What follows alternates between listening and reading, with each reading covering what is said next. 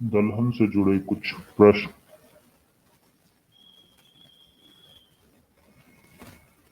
भारत में दालों के उत्पादन के संदर्भ में निम्नलिखित कथनों पर विचार कीजिए। उड़द की खेती खरीफ और रबी दोनों फसलों में की जा सकती है। कुल दाल उत्पादन का लगभग आधा भाग केवल मूंग का होता है। पिछले 3 दशकों में जहां खरीफ दालों का उत्पादन बढ़ा है, वहीं उपयुक्त कथनों में कौन से सही है? तो इसमें केवल एक सही। निम्न में से कौन एक देश दलहनी फसलों का मुख्य उत्पादक तथा उपभोक्ता है? तो ये भारत है। भारत में निम्नलिखित में से कौन एक उत्पाद सामान्यतः निर्यात नहीं किया जाता है? दालें। कथन: भारत में दालों की कमी परंतु प्रोटीन की नहीं। कारण: दालों की मांग की वरीयता है। उपयुक्त के संदर्भ में निम्नलिखित में से कौन एक सही है? तो इसका कथन और कारण दोनों सही है, और कारण जो है वो कथन की सही व्याख्या करता है। भारत में दालों का सबसे बड़ा उत्पादक राज्य है मध्य प्रदेश। फसल का प्रकार जिसमें हवा से नाइट्रोजन संचित करने की क्षमता होती है। दालें।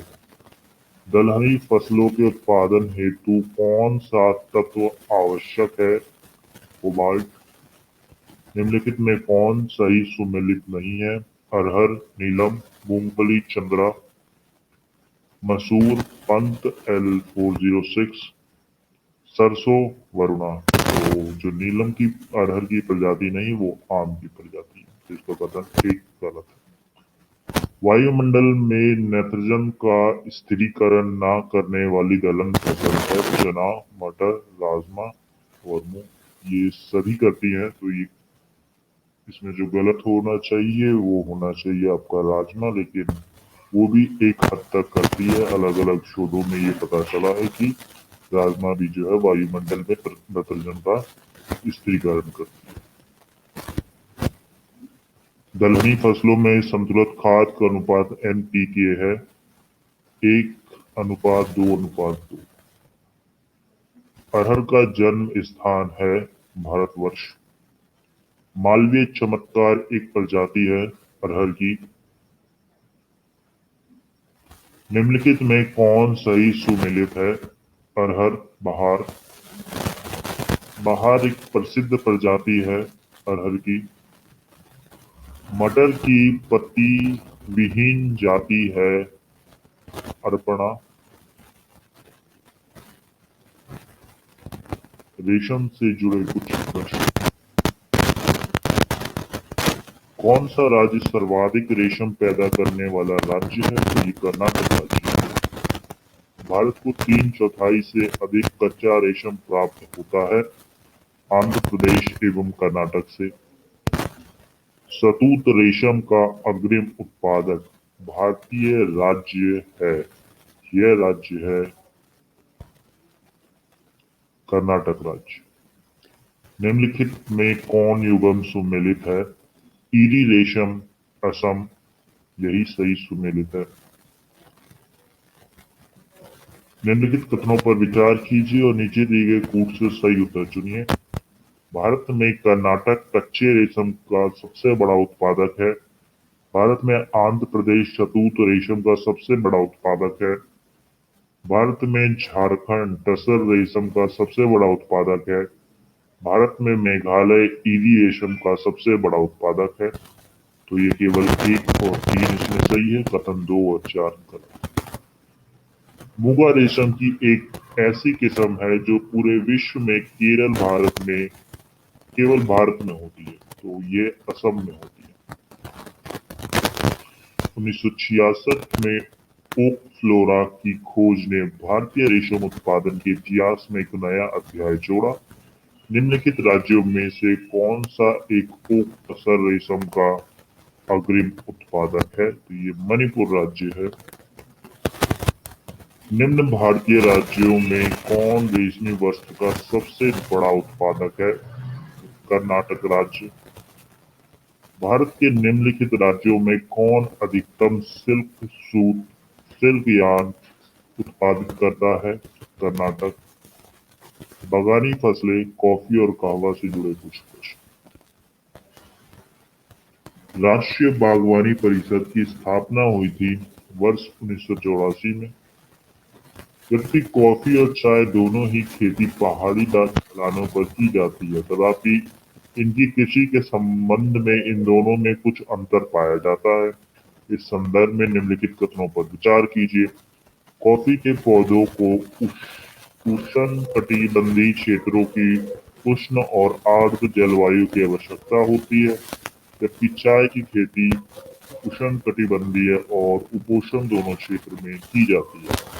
कॉफी बीजों के द्वारा पत्ती प्रवर्धित की जाती है, लेकिन चाय केवल डाली कलम के द्वारा परिवर्तित की जाती है। तो इसके दोनों ही कथन सही हैं। भारत के किस राज्य में सर्वाधिक कॉफी उत्पादन की जाती है? कर्नाटक राज्य में। निम्न में से कौन सा भारत का सर्वाधिक कॉफी उत्पादक राज्य रहा है? कर्नाटक राज्य। भारत में कहवा का सबसे बड़ा उत्पादक है? कर्नाटक। भारत में निम्नलिखित में से कौन सा राज्य देश का 70% से अधिक कॉफी अकेले पैदा करता है? यह है कर्नाटक राज्य।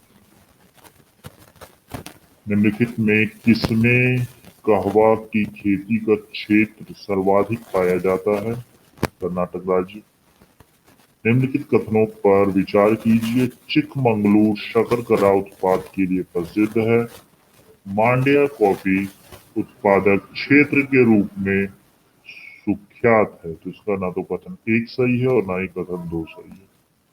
निम्न कॉफी उत्पादक क्षेत्रों में से कौन सा क्षेत्र कर्नाटक में नहीं है? तो ये फुलनेस। चाय एवं रबड़ से जुड़े कुछ प्रश्न। भारत सर्वश्रेष्ठ उत्पादक एवं उपभोक्ता है, तो प्रश्न काल में भारत दाल और चाय दोनों का उत्पादन एवं उपभोग में सर्वश्रेष्ठ था, पर अब 2020 के आंकड़े और 2024 के आंकड़ों के हिसाब से बदल चुका है, तो हम इस प्रश्न को नहीं करेंगे। वर्ष 2007-8 में विश्व में चाय के उत्पादन और उपभोग में भारत का स्थान रहा है प्रथम। कौन सी नकदी फसल से अधिकतम विदेशी मुद्रा निर्यात से प्राप्त होती है? चाय। निम्नलिखित में से कौन सा राज्य भारत का सबसे बड़ा चाय उत्पादक है? असम, तमिलनाडु, अरुणाचल प्रदेश, पश्चिम बंगाल। तो इसका सही उत्तर हो जाएगा असम राज्य। भारत अपनी आवश्यकता से अधिक उत्पादन करता है चाय। कथन। भारत चाय में महत्वपूर्ण निर्यातक देश है। कारण, भारत में चाय की घरेलू खपत बहुत कम है। तो घरेलू खपत चाय की कम नहीं, ज्यादा ही है। तो इसका कथन जो कारण है वो गलत हो जाएगा, कथन सही हो जाएगा। इसका उत्तर हो जाएगा सी। एक ऐसे क्षेत्र में जहां वार्षिक वर्षा 200 सेंटीमीटर से अधिक होती है और ढलवा पहाड़ी स्थल है, किसकी खेती अपशिष्ट आइडियल होगी? तो वहां चाय की खेती अपशिष्ट मानी जाएगी। ग्रीन गोल्ड किसकी किस्म है? तो ये चाय की एक किस्म है। निम्नलिखित में से कौन सी फसल बराक घाटी की महत्वपूर्ण फसल है? गन्ना। भारत का सबसे बड़ा रबड़ उत्पादक राज्य है केरल। निम्नलिखित में से भारत का कौन सा राज्य रबड़ के उत्पादन में अग्रणी है? तो यह है केरल। भारत में रबड़ का सर्वाधिक उत्पादन करने वाला राज्य 2013 में था केरल। निम्नलिखित में से कौन सा राज्य भारतवर्ष में रबड़ की खेती के लिए प्रसिद्ध है? केरल राज्य। निम्नलिखित राज्यों में कौन सबसे बड़ा रबड़ उत्पादक राज्य है? केरल। निम्नलिखित में कौन औद्योगिक फसल है? चाय। अन्य बागानी फसलों से जुड़े कुछ प्रश्न। भारत के किस राज्य में कहवा, रबड़ तथा तंबाकू सभी की कृषि की जाती है? कर्नाटक। भारत में बागानी कृषि के अंतर्गत उगाई जाने वाली मुख्य शस्य है चाय, रबड़, नारियल, कहवा। निम्नलिखित कथनों पर विचार कीजिए तथा कूट से सही उत्तर चुनिए। चाय असम की मुख्य फसल है। कहवा तमिलनाडु की मुख्य फसल है। तंबाकू आंध्र प्रदेश में विस्तृत पैमाने पर उगाई जाती है। जूट छत्तीसगढ़ की मुख्य फसल है। इसका कथन केवल 1 और 3 सही है। जूट छत्तीसगढ़ नहीं, जूट पश्चिम बंगाल की मुख्य फसल है।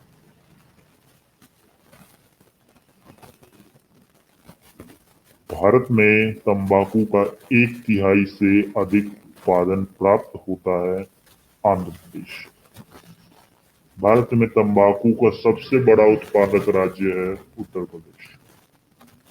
भारत में तंबाकू का सर्वाधिक उत्पादन करने वाला राज्य है आंध्र प्रदेश। भारत के निम्न राज्यों में से किसमें तंबाकू की कृषि के अंतर्गत बृहत्तम क्षेत्र 2010 में है? तो वह आंध्र प्रदेश है। भारत में नारियल का सबसे बड़ा उत्पादक राज्य है केरल राज्य। भारत के निम्नलिखित राज्यों में कौन सा एक नारियल का सबसे बड़ा उत्पादक है? केरल। निम्नलिखित फसलों में से भारत किनका सबसे बड़ा उत्पादक है? काली मिर्च, इलायची, लौंग, अदरक। तो ये प्रश्न 2010 का है और ये फैक्ट बदलते रहते हैं हर साल। और ये तो 14 साल पुराना प्रश्न। निम्नलिखित में कौन सा राज्य इलायची के उत्पादन के लिए पहचान नहीं रखता है? तो उड़ीसा नहीं रखता है। केरल राज्य विश्व भर में निम्न में से किसके संवर्धन के लिए जाना जाता है? गरम मसाले। मसालों का बागान कहा जाने वाला राज्य है केरल। मसालों का बागान कहा जाने वाला राज्य है केरल। निम्नलिखित राज्यों में कौन इलायची एवं काली मिर्च का सबसे बड़ा उत्पादक है? केरल। लौंग प्राप्त होता है पुष्पकली से। लौंग की खेती होती है केरल में, कर्नाटक में, तमिलनाडु में, उत्तर प्रदेश में। तो उत्तर प्रदेश छोड़ के इन सभी राज्यों में होती है। भारत के एक क्षेत्र की निम्नलिखित विशेषताएं हैं।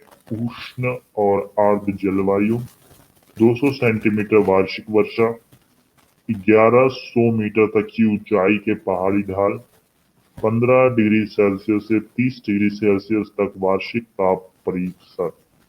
निम्नलिखित उपजों में से कौन सी एक उपज आप उपयुक्त वर्णित क्षेत्र में अत्यधिक संभाव्य पाएंगे? तो ये काली मिर्च है। कौन सा मसाला भारत के काले सोने के रूप में जाना जाता था? काली मिर्च, ब्लैक पेपर। भारत में मसालों का सर्वाधिक उत्पादक है गुजरात। निम्न में से कौन सा प्रमुख काजू उत्पादक राज्य है? महाराष्ट्र। भारत में एकमात्र राज्य जो केसर का उत्पादन करता है जम्मू कश्मीर। सूची 1, सूची 2। फसल और पौधारोपण सर्वाधिक उत्पादक राज्य। जूट पश्चिम बंगाल, चाय असम, गन्ना उत्तर प्रदेश, रबड़ हिमाचल प्रदेश। तो इसका जो सही सुमेलित नहीं है वह टी है। रबड़ में आपको केरल राज्य में जाना है। झूमिंग कृषि से जुड़े कुछ प्रश्न। झूमिंग अथवा पेड़ा पद्धति क्या है? जंगल काटकर सूखने को छोड़ना झूमिंग अथवा पेड़ा पद्धति कहलाती है। झूम किसे कहते हैं? खेती की पद्धति का नाम झूम है। झूमिंग सर्वाधिक व्यापक है नागालैंड राज्य में। जलवासी कृषि निम्नलिखित राज्यों के पहाड़ी क्षेत्रों की प्रमुख समस्या है। असम तथा बिहार। सूची 1 क्षेत्र, सूची 2 स्थानांतरित खेती। सूची सुमेलित कीजिए। पश्चिमी घाट कुमारी, दक्षिणी पूर्वी राजस्थान बालतरे, उत्तरी पूर्वी भारत झूम, मध्य प्रदेश तथा छत्तीसगढ़ दहिया। इसका सही उत्तर हो जाएगा। कौन सा सुमेलित नहीं है? स्थानांतरण कृषि का नाम, राज्य पोंडू, उड़ीसा, मासा, हिमाचल प्रदेश। तो ये जो बी है यही सही नहीं है। कृषि विविध से जुड़े कुछ प्रश्न।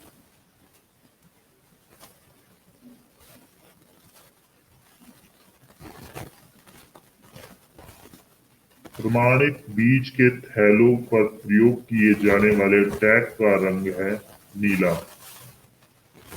भारत में निम्न में से किस फसल का जोत का क्षेत्र 1980-81 से 2011 भारत तक निरंतर गिर रहा था? गेहूं, चावल, दालें, मोटे अनाज। इनमें से कोई नहीं, तो इसका उत्तर हो जाएगा इनमें से कोई। राज्य और उनकी महत्वपूर्ण फसलों के निम्नलिखित युग्मों में कौन कौन से सही सुमेलित हैं? केरल टेपियोका, महाराष्ट्र कपास, पश्चिम बंगाल पटसन, गुजरात मूंगफली। नीचे दिए हुए कूट का प्रयोग करते हुए सही उत्तर का चयन कीजिए। तो इसका जो सही उत्तर हो जाएगा वह हो जाएगा 1, 3 और 4। कपास में गुजरात राज्य आगे है, न कि महाराष्ट्र।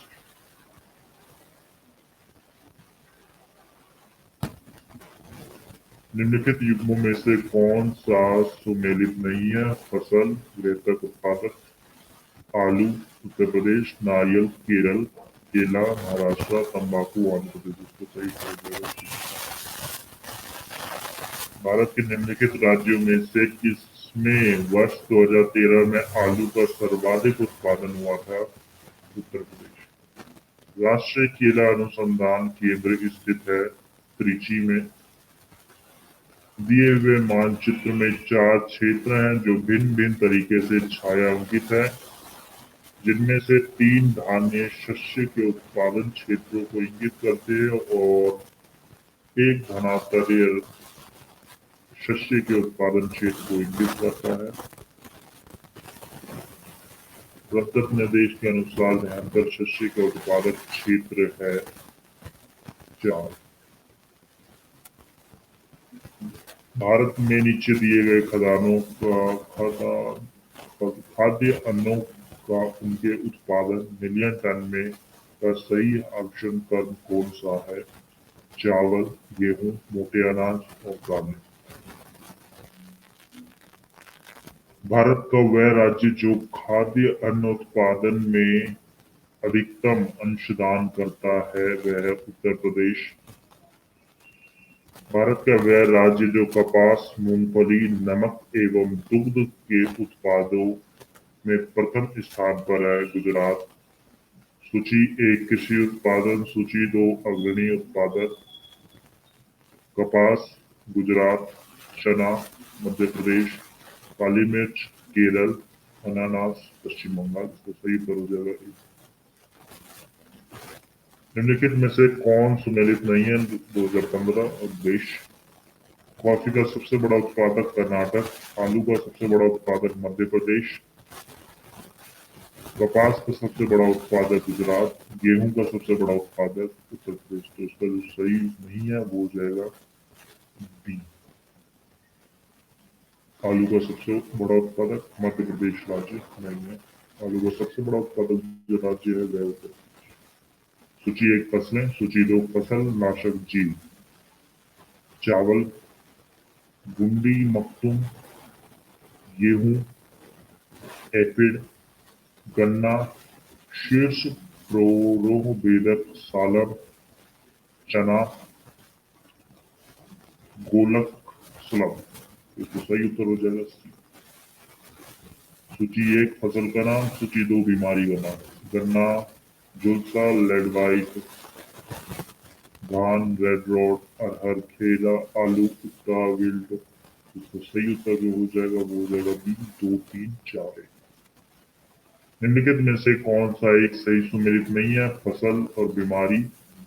धान हरित बाल, ये सही सुमेलित नहीं है। हरित बाल जो है ये बाजरे में ये रोग पाया जाता है। गन्ना, चुकंदर, स्वीट पी, चना, अरहर और परास बीन किसके अंतर्गत आते हैं? त्रिपाद त्रिपादक कुल के अंदर आते हैं। भारत सबसे बड़ा उत्पादक है, तो प्रश्न 2010 का था और ये चेंज हो चुका है।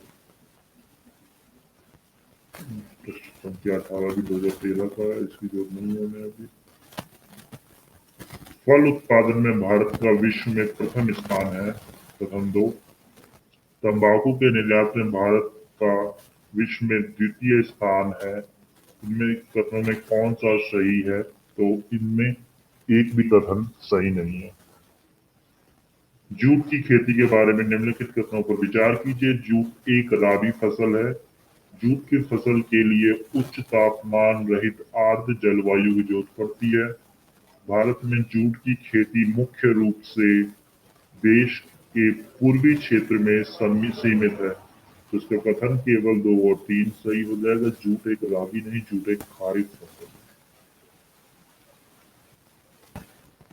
भारत का सर्वाधिक पटसन उत्पादक राज्य है पश्चिम बंगाल। भारत में जूट उद्योग प्रमुख प्रमुख केंद्रित है पश्चिम बंगाल में। गंगा के निचले मैदान की यह भी विशेषता है कि यहाँ वर्ष भर जलवायु उच्च तापमान के साथ आर्द्र बनी रहती है। इस क्षेत्र के लिए निम्नलिखित फसलों के युग में से कौन सा युग सबसे उपयुक्त है? तो धान और जूट। भारत में जूट का सर्वाधिक क्षेत्रफल है पश्चिम बंगाल। निम्नलिखित में से कौन सा समूह रेशे वाली फसलों से संबंधित है? कपास, जूट और सनई। वर्ष भर बोई जाने वाली फसल है मक्का। मक्के की खेती की जा सकती है वर्ष भर। निम्नलिखित कथनों पर विचार कीजिए। मक्का का मंड के उत्पादन के लिए प्रयोग किया जा सकता है। मक्का से निष्कृत तेल जैव डीजल के लिए फीड स्टॉक हो सकता है। मक्का के प्रयोग से अल्कोहली पेय उत्पादन किया जा सकता है। तो ये तीनों ही कथन सही है। मक्का की फसल पकने की अवधि है 110 दिन। निम्नलिखित में कौन सी फूल पौधा है? तो ये मक्का है। भारत में निम्नलिखित राज्यों को उनके मक्का के उत्पादन के अवरोही क्रम में अवस्थित कीजिए और नीचे दिए गए कूट से सही उत्तर चुनिए। तो इसका सही उत्तर हो जाएगा आंध्र प्रदेश, कर्नाटक, राजस्थान, बिहार। शक्तिमान 1 और शक्तिमान 2 अनुवांशिकी परिवर्तित फसलें हैं मक्का की। केसर का वाणिज्यिक स्तर पर उत्पादन निम्न में से किस राज्य में होता है? जम्मू और कश्मीर। केसर की सबसे अधिक मात्रा उत्पन्न होती है कश्मीर में। सूची 1 फसलें, सूची 2 भौगोलिक परिस्थितियां। जौ, तप्त और शुष्क जलवायु तथा अल्प उपजाऊ मृदा। चावल, ठंडी जलवायु तथा अपेक्षाकृत कम उपजाऊ मृदा। मिलेट, ज्वार बाजरा आदि गर्म और नम जलवायु तथा उच्च तीव्रता। चाय, तप्त और नम जलवायु तथा उपजाऊ मृदा। तो इसका जो सही उत्तर हो जाएगा वो हो जाएगा हमारा A2B4C1D3। सूची 1, सूची 2 कपास। वर्षा 1000 से 1500 मिलीमीटर, तापमान 40 से 60 डिग्री सेल्सियस।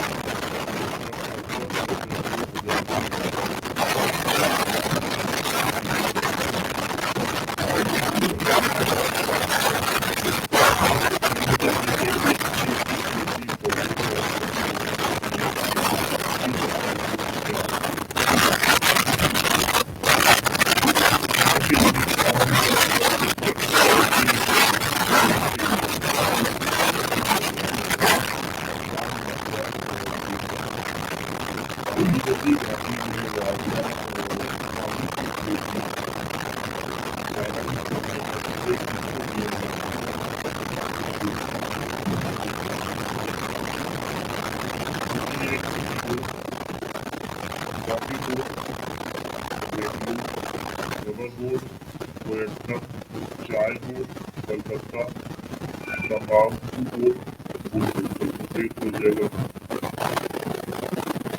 सब्जी उत्पादन में भारत का स्थान है। निम्नलिखित में से विश्व में सब्जियां का सर्वाधिक उत्पादन करने वाला देश कौन सा है? चीन। आम की बीज रहित प्रजाति है सिंधु। निम्न में से कौन से आम की किस्म शहरी एवं नीलम के फल से विकसित की गई है? आम्रपाली। जल जिसका जन्म बनाया गया है।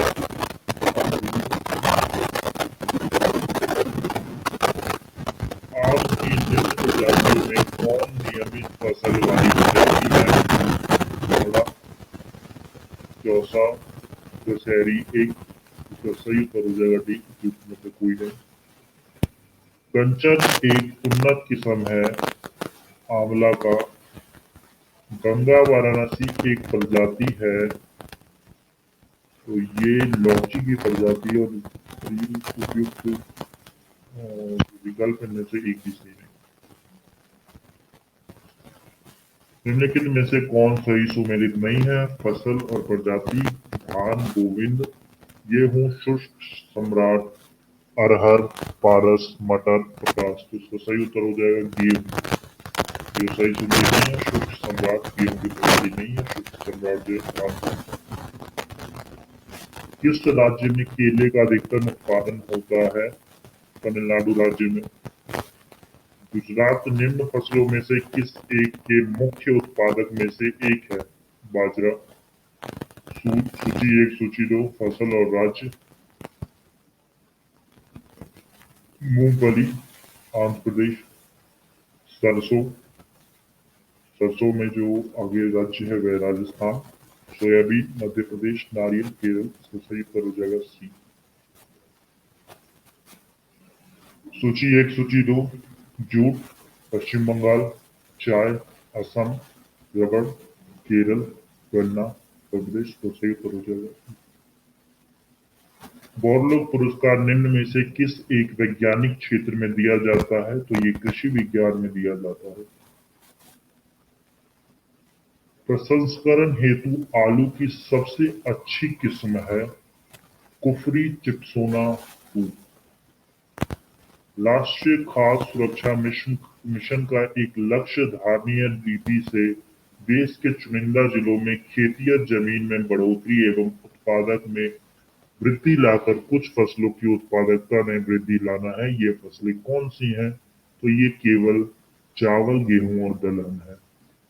निम्नलिखित में से कौन फसलें अधिकांशतः निर्वाह मूलक कृषि के अंतर्गत पैदा की जाती है? मोटे अनाज तथा चावल। अदरक का तना जो मिट्टी में उगता है और खाद का संग्रहण करता है वह कहलाता है प्रखंड। निम्नलिखित में से कौन अनाज के दानों का उत्पाद है? ओटमील। उत्तराखंड में उगाया जाने वाला अनाज मंडुआ कोदा का निर्यात अधिकांश किस देश को किया जा रहा है? जापान को। भारत की निम्नलिखित फसलों पर विचार कीजिए। मूंगफली, तिल, बाजरा। उपयुक्त में से कौन सा प्रमुखतः वर्षा आधारित फसल है? तो ये तीनों ही वर्षा आधारित फसल है। भारत में निम्नलिखित फसलों पर विचार कीजिए। लोबिया, मूंग, अरहर। उपयुक्त में से कौन सा दलहन चारा हरी खाद के रूप में प्रयोग होता है? तो ये तीनों ही हरी खाद के रूप में प्रयोग में लाए जाते हैं।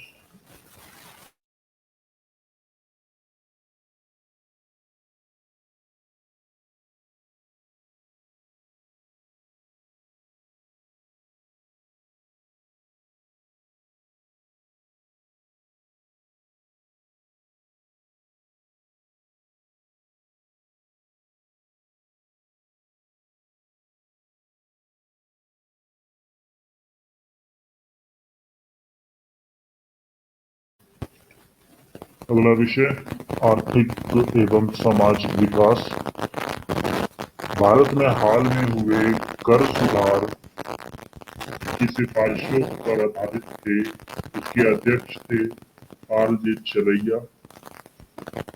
चलैया समिति का संबंध है प्रत्यक्ष एवं अप्रत्यक्ष कर के सुधार से।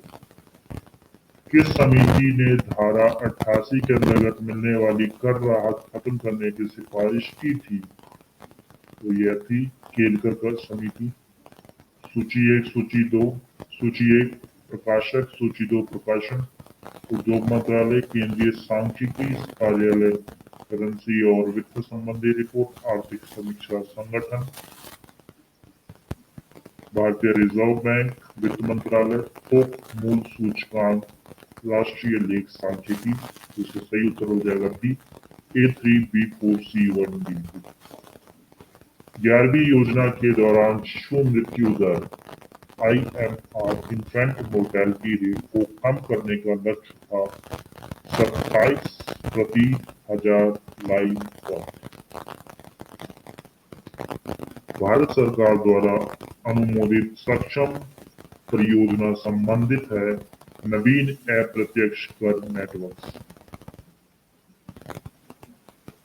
स्टार्टअप्स की विशेषता आवश्यकताओं को पूरा किया जाता है ग्रुप निवेशकों के माध्यम से, जोखिम युक्त पूंजी से, भीड़ वित्त पोषण के माध्यम से या उपयुक्त खरीद से।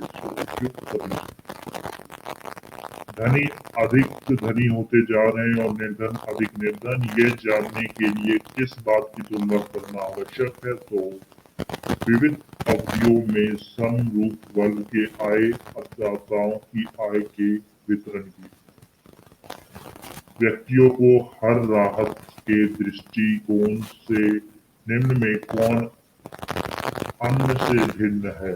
राष्ट्रीय बचत पत्र, सार्वजनिक भविष्य निधि, इंदिरा विकास पत्र, राष्ट्रीय बचत योजना। तो इंदिरा विकास पत्र।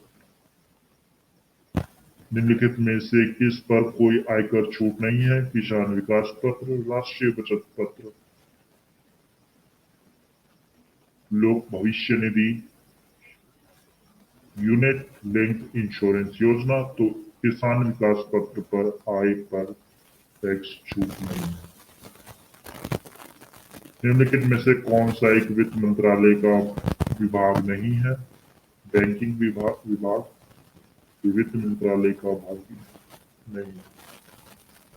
पैन के आरंभ में 5 अंग्रेजी के अक्षर होते हैं जैसे AFZP के 7190 के। इनमें P दर्शाता है व्यक्तिगत।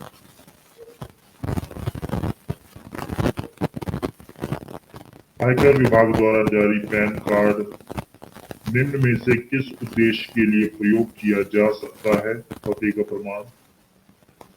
वर्ष 2001 में प्रधानमंत्री ने 5 वर्ष के उत्पाद शुल्क अवकाश की घोषणा की भूकंप से बर्बाद हुए कच्छ जिले के उपयोगों के लिए। संघीय बजट 2000 ने पूर्वोत्तर क्षेत्र के लिए औद्योगिकरण को बढ़ावा देने हेतु हर अवकाश प्रदान किया। यह था 10 वर्षों के लिए। पंचायतों के राजस्व के निम्न स्रोतों पर ध्यान दीजिए। वित्त आयोग द्वारा स्थानीय निकास अनुदान, केंद्रीय सहकारी बैंकों से सहायता, केंद्र द्वारा प्रायोजित योजनाएं हेतु आवंटन, नाबार्ड, राज्य वित्त आयोग द्वारा आवंटन। उपयुक्त में से पंचायतों हेतु वित्तीयन के लिए सही विकल्प होगा। तो ये होगा हमारा 1, 2, 3 और 5। निम्नलिखित करों में कौन सा कर ग्राम पंचायतों द्वारा लगाया जा सकता है? तो स्थानीय मेलों पर कर ग्राम पंचायतों द्वारा लगाया जा सकता है। राजस्व के सरकार के निम्नलिखित कार्यों पर विचार कीजिए। कर दरों में कटौती करना, सरकारी व्यय को बढ़ाना, उत्पादन को समाप्त करना। आर्थिक मंदी के संदर्भ में उपयुक्त कार्यों में से कौन सा राजकोषीय उद्दीपन पैकेज का भाग माना जा सकता है? केवल 1 और 2। भारतीय राजमार्ग प्राधिकरण के वित्त का प्रमुख स्रोत है उपकर। निम्नलिखित में से कौन सा युग्म सही सुमेलित है? आयात कोटा भौतिक नियंत्रण, ये सही है। स्तंभ खा ओपन जनरल लाइसेंस, विदेशी व्यापार, ट्राइसन, रोजगार, थोक मूल्य सूचकांक, मुद्रास्फीति, नकदी रिजर्व अनुपात, ऋण नियंत्रण। आयोजन से जुड़े कुछ प्रश्न।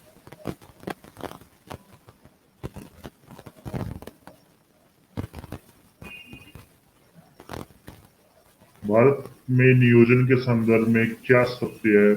राष्ट्रीय पुनर्निर्माण एवं सामाजिक नियोजन का प्रस्ताव कांग्रेस वर्किंग कमेटी ने अगस्त 1937 में वर्धा बैठक में स्वीकृत किया। हरिपुरा ने के अपने अध्यक्षीय भाषण में सुभाष चंद्र बोस ने योजना आयोग के माध्यम से राष्ट्र राज्य व्यापक नीतियों को स्वीकार करने की घोषणा की। मोदी सरकार ने योजना आयोग का नाम बदलकर नीति आयोग किया। सुभाष चंद्र बोस ने 1938 में जवाहरलाल नेहरू की अध्यक्षता में राष्ट्रीय योजना समिति के निर्माण की घोषणा की। तो इसके ऊपर सभी सत्य है। निम्नलिखित कथनों पर विचार कीजिए। राष्ट्रीय विकास परिषद योजना आयोग का एक अंग है। आर्थिक और सामाजिक योजना को भारत के संविधान की सम्मति सूची में रखा गया है। भारत का संविधान यह विहित करता है कि पंचायतों को आर्थिक विकास एवं सामाजिक न्याय की योजना बनाने का कार्यभार दिया जाना चाहिए। तो कथन केवल 2 और 3 है। राष्ट्रीय विकास परिषद योजना आयोग का अंग नहीं।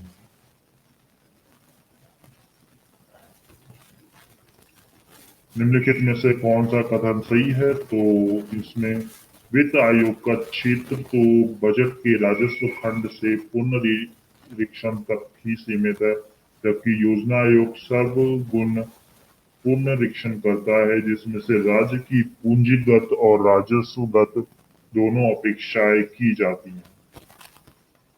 ये कथन गलत है। राष्ट्रीय विकास परिषद राष्ट्रीय योजनाओं की समीक्षा करता है।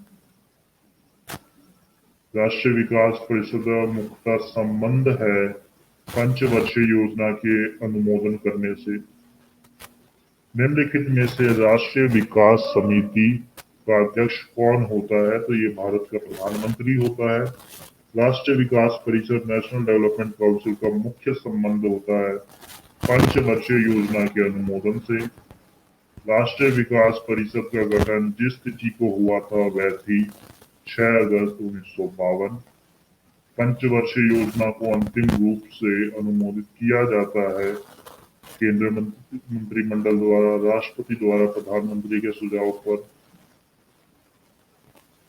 योजना आयोग द्वारा या राष्ट्रीय विकास परिषद द्वारा। तो ये जगह भारत में पंचवर्षीय योजना को स्वीकार करने का अंतिम अधिकार है राष्ट्रीय विकास परिषद। पंचवर्षीय योजना अनुमोदित करने हेतु भारत में अंतिम प्राधिकारी कौन है? केंद्रीय मंत्रिमंडल, योजना आयोग, प्रधानमंत्री। तो इनमें से कोई भी नहीं है। जो अनुमोदित करता है वह राष्ट्रीय विकास परिषद नेशनल डेवलपमेंट काउंसिल करता था। भारत का योजना आयोग है एक सलाहकार संस्था। नीति आयोग अस्तित्व में कब आया? तो ये आया अस्तित्व में 1 जनवरी 2015। भारत में योजना आयोग की स्थापना किस वर्ष हुई थी? 1950 में। भारत में योजना आयोग का सृजन किया गया मंत्रिमंडल के एक प्रस्ताव द्वारा। भारत में योजना आयोग की स्थापना किस वर्ष में हुई थी? तो ये 1950 में हुई थी। भारत सरकार ने नीति आयोग की स्थापना निम्नलिखित में से किसका स्थान लेने के लिए की? तो योजना आयोग का स्थान। योजना आयोग के स्थान पर नीति आयोग का गठन हुआ 1 जनवरी 2015। निम्नलिखित में से किसे अशोक चंद्रा द्वारा भारत में आर्थिक मंत्री परिषद कहा गया है? योजना आयोग। नीति आयोग के प्रथम उपाध्यक्ष कौन थे? तो ये अरविंद पनगाड़िया थे। इनमें से कौन नीति आयोग का सीईओ है? अमिताभ कांत। नीति आयोग के अनुसार भारत में नवाचार सूचकांक 2019 में निम्नलिखित में से कौन सा राजस्व शीर्ष पर है? कर्नाटक। निम्नलिखित में से कौन सा भारत में सतत विकास लक्ष्यों के कार्यान्वयन के लिए नोडल संस्था है? नीति आयोग। नीति आयोग की ताजा रिपोर्ट के अनुसार निम्नलिखित राज्यों में से कौन भारत में 2014-15 में सबसे तेजी से वृद्धि करने वाली अर्थव्यवस्था के रूप में चुना गया है? नीति आयोग के स्वास्थ्य सूचकांक 2019 के अनुसार बिहार राज्य का स्कोर है 32.11।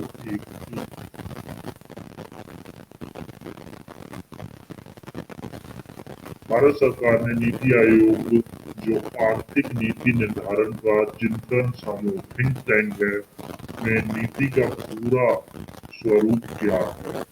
National institution for transforming India, राष्ट्रीय भारत परिवर्तन संस्थान। भारत के योजना आयोग के संबंध में निम्नलिखित में से कौन सा कथन सही है? योजना आयोग का संविधान में उल्लेख नहीं है, तो ये कथन सही है। बाकी कथन, इसके उपरांत उपाध्यक्ष एवं सदस्यों के लिए कोई निश्चित कार्यकाल नहीं होगा, इसके सदस्य के लिए कोई निश्चित योग्यता निर्धारित नहीं है, तो ये सभी कथन सही है। उत्तर हो जाएगा। भारत में इनमें से कौन योजना आयोग का उपाध्यक्ष नहीं रहा है? तो पी चिदम्बरम योजना आयोग के उपाध्यक्ष नहीं रहे। निम्न में से भारत के योजना आयोग का अध्यक्ष कौन है? Professor A.M. Khusro, N.K.P. Salve, M.S. Ahluwalia, सभी इनमें से सभी है। योजना आयोग का प्रधान अध्यक्ष होता है भारत का प्रधानमंत्री। निम्नलिखित में से कौन से भारत में योजना से संबंध है? वित्त आयोग, राष्ट्रीय विकास परिषद, संघीय ग्रामीण विकास मंत्रालय, संघीय शहरी विकास मंत्रालय, संसद। तो इसका सही उत्तर हो जाएगा 1, 3 और 4। 12वीं पंचवर्षीय योजना की अवधि है 2012-17। इंडिया विजन 2020 किसके द्वारा तैयार किया गया है? तो ये SP गुप्ता समिति द्वारा तैयार किया गया। भारत में निम्नलिखित 5 वर्षीय योजना में किसका मुख्य ध्येय समापोषणीय वृद्धि था? 12वीं पंचवर्षीय योजना के संदर्भ में कौन सा बिंदु नहीं है? तो ये 2017 का प्रश्न था। नियोजन पूर्वापेक्षित समझाया गया संतुलित सामाजिक आर्थिक विकास के लिए, विकास के लाभ समरूप में विस्तृत करने के लिए, आंचलिक विषमताओं को दूर करने पर ध्यान केंद्रित करने के लिए, उपलब्ध संसाधनों के उपयोग को अधिकतम बनाने के लिए। तो सभी कथन सही है, इसमें चारों ही कथन सही है। नियोजन की निम्नलिखित आवश्यकताओं पर विचार कीजिए। यह संतुलित सामाजिक आर्थिक विकास के लिए है, विकास के लाभ को सम आचरण द्वारा आगे बढ़ाने के लिए है, क्षेत्रीय असंतुलन के दूरीकरण को प्रमुखता देने के लिए है, उपलब्ध संसाधनों के अधिकतम उपयोग के लिए है। तो इसके सभी कथन सही है। आदेशात्मक और निर्देशात्मक योजना में आधारभूत अंतर क्या है? आदेशात्मक योजना में आदेश सोपन बाजार तंत्र का स्थान पूरी तरह से ले लेता है, जबकि निर्देशात्मक योजना में उसे बाजार प्रणाली के कार्यक्रम को सुधारने का केवल एक साधन माना जाता है। तो इसका कथन एक बिल्कुल सही व्याख्या है।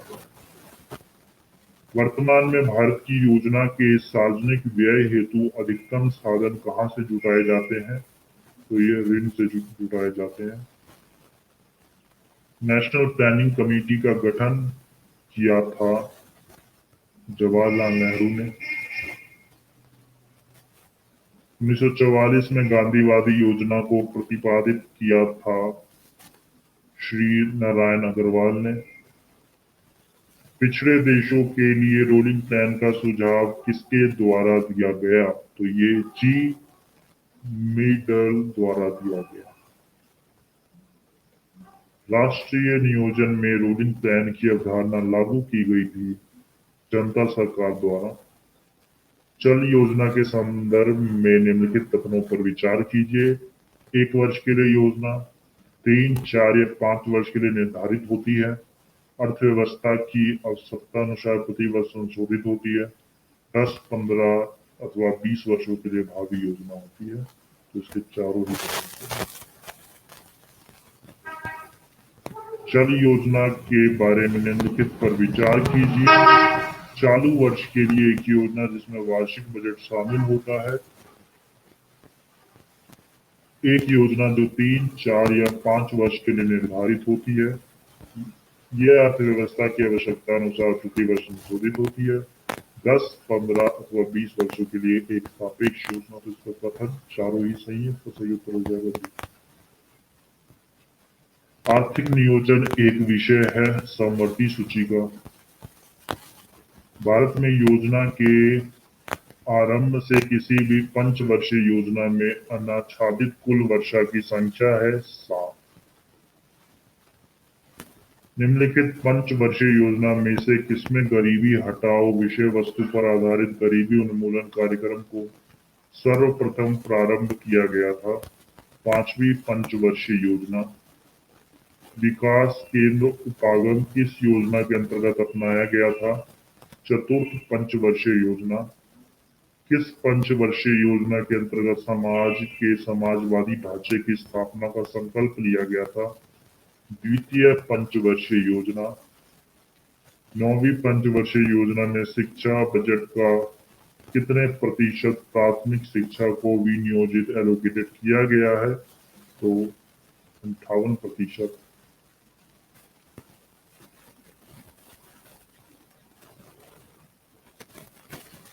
राष्ट्रीय विकास परिषद द्वारा स्वीकृत 12वीं पंचवर्षीय योजना 2012-17 हेतु प्रस्तावित परिकल्पना पत्र में विकास का निर्दिष्ट लक्ष्य क्या है?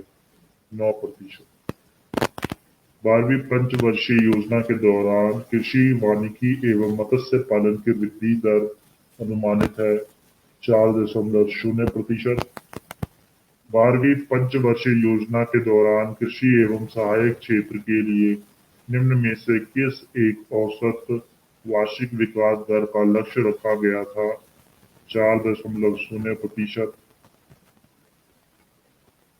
निम्न में से कौन सा 12वीं पंचवर्षीय योजना का कार्यकाल है? 2012-17। निम्नलिखित में से 12वीं पंचवर्षीय योजना की अवधि कब से कब तक है? 2012-17। 12वीं पंचवर्षीय योजना में निम्नलिखित में से किस भेद में सबसे अधिक धनराशि विनिहित की गई है? सामाजिक सेवाओं की मद में। 12वीं पंचवर्षीय योजना के सरकारी प्रपत्र के अनुसार इस योजना में सर्वाधिक व्यय होगा वित्तीय सेवाओं पर, सामाजिक सेवाओं पर, कृषि पर, मत्स्य पालन और वानिकी पर। तो ये वित्तीय सेवाओं पर। 12वीं पंचवर्षीय योजना का मुख्य उद्देश्य क्या है? तीव्रतर, धारणीय एवं ज्यादा समावेशी विकास।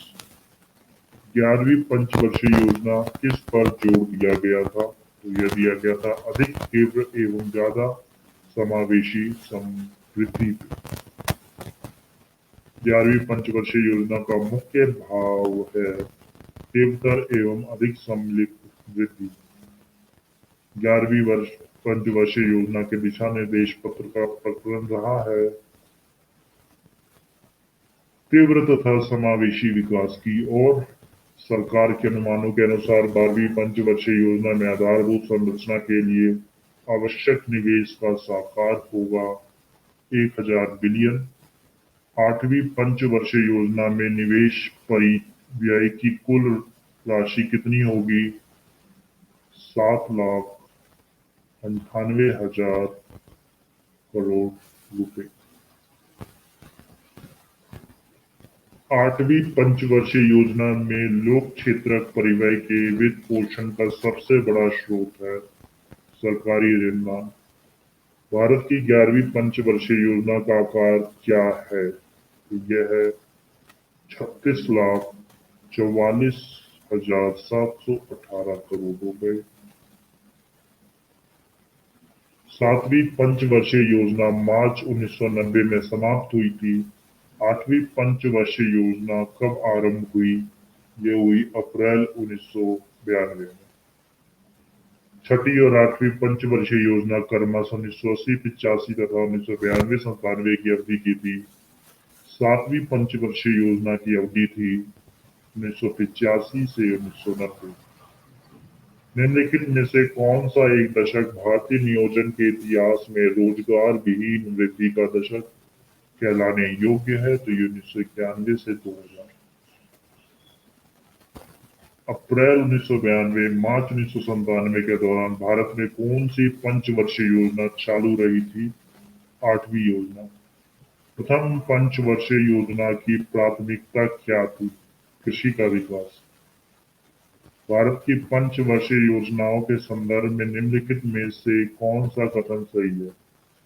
दूसरी पंचवर्षीय योजना से बुनियादी तथा पूंजीगत वस्तु उद्योगों के प्रतिस्थापन की दिशा में निश्चयात्मक जोर दिया गया। चौथी पंचवर्षीय योजना में संपत्ति तथा आर्थिक शक्ति के बढ़ते संकेंद्रण की पूर्व प्रवृत्ति के सुधार का उद्देश्य अपनाया गया। पांचवी पंचवर्षीय योजना में पहली बार वित्तीय क्षेत्र को योजना के अभिन्न अंग के रूप में शामिल किया गया। इसका कथन केवल एक और दो सही है। सूची एक पंचवर्षीय योजना, सूची दो प्रयुक्त विकास मॉडल। तो प्रथम पंचवर्षीय योजना हैरोल्ड डोमर मॉडल। द्वितीय पंचवर्षीय योजना महालनोबिस मॉडल। तृतीय पंचवर्षीय योजना एस चक्रवर्ती मॉडल। चतुर्थ पंचवर्षीय मॉडल अशोक रुद्र मॉडल। सही उत्तर हो जाएगा। प्रथम योजना और कार्यक्रम। तो प्रथम योजना जो थी वो थी हमारी प्रथम योजना जुड़ी हुई है सामुद्रिक विकास से। द्वितीय योजना तीव्र औद्योगिकरण। तृतीय योजना आधारभूत उद्योगों का प्रसार। चतुर्थ योजना स्वावलंबन की प्राप्ति एवं स्थिरता के साथ समृद्धि। पंचम योजना न्यूनतम आवश्यकता कार्यक्रम। प्रमुख व्यूहरचना के रूप में निम्नलिखित पंचवर्षीय योजना में किसके महल अंश योजना प्रारंभ की गई थी? नवी पंचवर्षीय योजना। सूची एक, सूची दो। प्रथम पंचवर्षीय योजना 1951 से 56। तृतीय पंचवर्षीय योजना 1961 से 66। चतुर्थ पंचवर्षीय योजना 1969 से 74। छठी पंचवर्षीय योजना 1980 से 85। भारत की निम्नलिखित पंचवर्षीय योजनाओं में किसने सामाजिक न्याय एवं समानता के साथ समृद्धि पर बल दिया? तो ये 9वीं पंचवर्षीय योजना थी। भारत में पहली पंचवर्षीय योजना का आधार था हैरोल्ड डोमर मॉडल। प्रथम पंचवर्षीय योजना आरंभ हुई 1951-52 में। नियोजित विकास मॉडल को भारतवर्ष में कब लागू किया गया? तो ये किया गया 1 अप्रैल 1951 से। द्वितीय पंचवर्षीय योजना किस मॉडल पर आधारित थी? महलनोबिस मॉडल। भारत की दूसरी पंचवर्षीय योजना पीसी महलनोबिस द्वारा विकसित एक आर्थिक मॉडल पर आधारित थी। भारतीय योजना के संदर्भ में निम्नलिखित कथनों पर विचार कीजिए। द्वितीय पंचवर्षीय योजना में भारी उद्योगों की स्थापना पर बल दिया। तृतीय पंचवर्षीय योजना में औद्योगिकरण की रणनीति के रूप में आयात प्रतिस्थापन की अवधारणा को प्रारंभ किया। इसका कथन केवल एक सही। उद्योगों के विकास तथा औद्योगिकरण की रणनीति किस योजना का अंग थी? द्वितीय। नवी पंचवर्षीय योजना के लिए निम्नलिखित में से कौन सा पूंजी उत्पाद अनुपात का सही अनुमान है? 4.0। भारतीय पंचवर्षीय योजना का प्रमुख उद्देश्य है स्वावलंबन एवं विदेशी सहायता पर निर्भरता कम करना। 8वीं पंचवर्षीय योजना में औद्योगिक विकास की दर रखी गई 7.5%। भारत में अनवरत योजना किस वर्ष में कार्यशील थी? तो ये 1978 से 79 में थी। निर्धारित अवधि से एक वर्ष पूर्व समाप्त होने वाला पंचवर्षीय योजना है पंचम पंचवर्षीय योजना। निम्न में से किस पंचवर्षीय योजना का उद्देश्य आत्मनिर्भरता और शून्य विदेशी सहायता घोषित किया गया? तो ये पंचम पंचवर्षीय योजना थी। 5वीं पंचवर्षीय योजना का मूल्य उद्देश्य था गरीबी हटाओ। किस पंचवर्षीय योजना के दौरान आपातकाल लगाया गया था? नए चुनाव हुए थे, जनता पार्टी चुनी गई थी, तो यह थी 5वीं पंचवर्षीय योजना।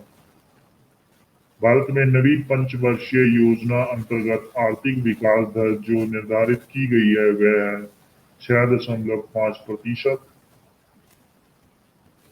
किस पंचवर्षीय योजना में आर्थिक विकास की दर सर्वाधिक थी? 10वीं पंचवर्षीय योजना में। निम्नलिखित योजनाओं में से भारत में उच्चतम वृद्धि दर किस योजना में रही? 11वीं योजना में। 11वीं पंचवर्षीय योजना में सबसे अधिक रोजगार के अवसर में वृद्धि की आशा की गई निर्माण कार्यों में। 11वीं योजना के प्रारूप प्रपत्र के अनुसार लक्षित समृद्धि दर के प्राप्त होने तथा जनसंख्या के 1.5% वार्षिक वृद्धि होने पर एक औसत भारतीय की वास्तविक आयु दोगुनी हो जाएगी 10 वर्षों में। सूची 1 योजनाएं, सूची 2 उत्तर प्रदेश में विकास दर प्रतिशत में। 6ठी योजना 3.9%, 7वीं योजना 5.7%, 8वीं योजना 3.2%, 9वीं योजना 2.5%। इसका सही उत्तर हो जाएगा।